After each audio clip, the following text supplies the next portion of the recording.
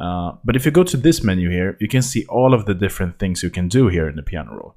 So for instance, you have transpose up and down, which is very handy to have, or one octave up or one octave down, for instance.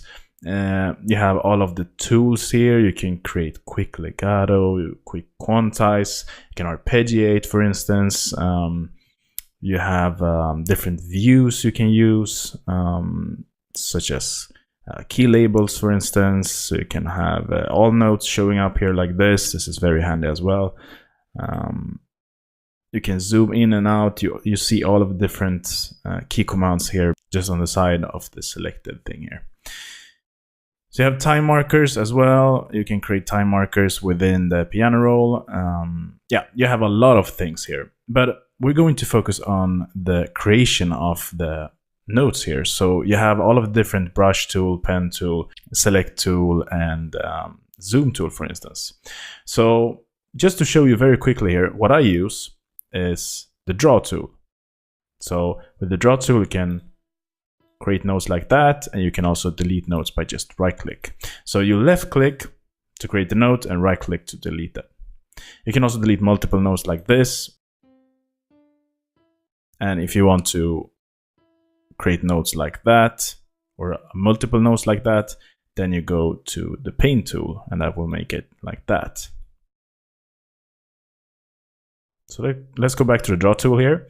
And what I use very often, let's say that I create a chord here and I want to create a chord progression. So I'm going to use the same thing here as well. So instead of just drawing out notes like that, each and every note, you can just use control, just hold control and drag with your mouse like this. So you can now select the notes. If you have a Mac, you're just going to hit and hold the command key and do the same thing. So now I can just do it like this, and I can basically copy and paste it. Now I can just drag it out like that. And I can do the same thing with all of these notes. So let's say that I do it like this, and now I can just move them. Very boring chord progression here. So let's zoom out a bit. You can see you can zoom it like this, and you can also, let's close the channel rack here. I'm going to create a new chord progression here. So let's do it like this. I'm going to lower the tempo a bit.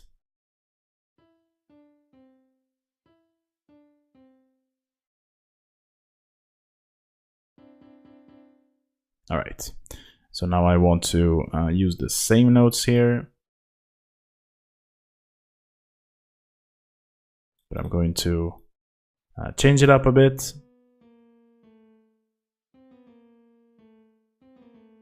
Yeah, and instead of doing that, you can just select them all here. Just drag them down like that.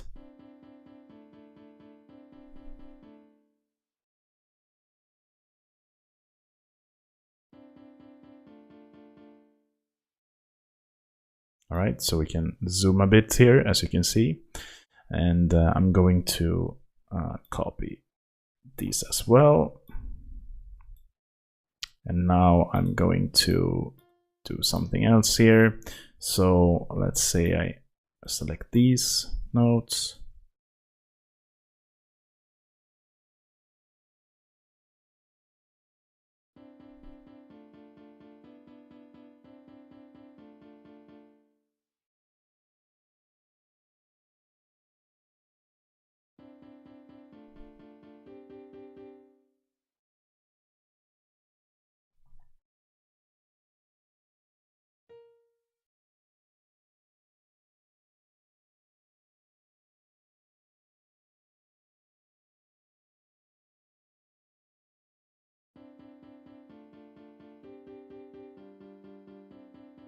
Not the best masterpiece I done, but just to show you how to quickly create notes.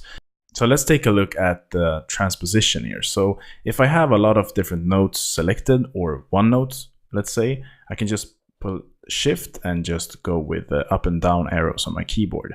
And now I can just transpose it by a note here, or by going to Control up and down or Command up and down on Mac, and I can go and hold octave up and down. Let's take a look at the mixer now. I'm going to close the piano roll here, and now we have a pattern here called piano, so let's get it out here as well.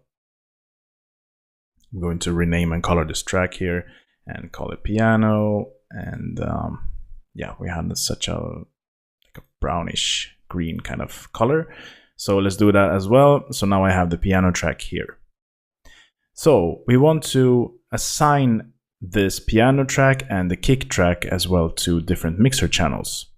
So to do that, we can go to our channel rack here, and here you see a little field here that shows you a number.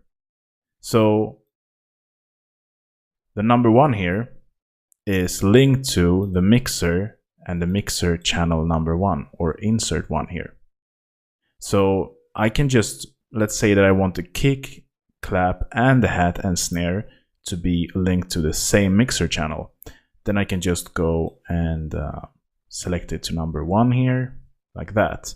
So now all of these tracks here will play in through the mixer channel 1.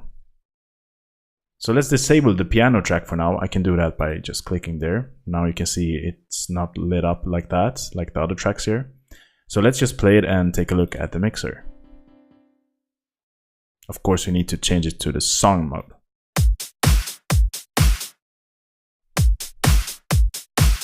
So you can see it's playing through the mixer channel number 1 because we set all of these to mixer channel 1. We don't have the piano set here to any mixer channel, so let's set it to number 2, and let's enable that as well. It's very low in volume.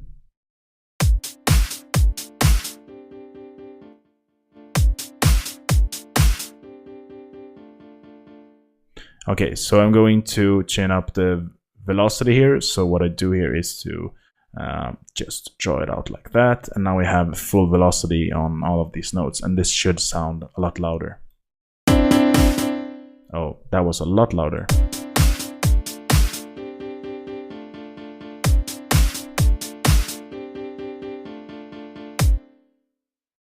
To our mixer here, you can see that here we have a little pan dial here. So this is for all of the different mixer channels. Then we have reverse polarity, so you can reverse that in the mixer here. You can swap left and right channels, so you can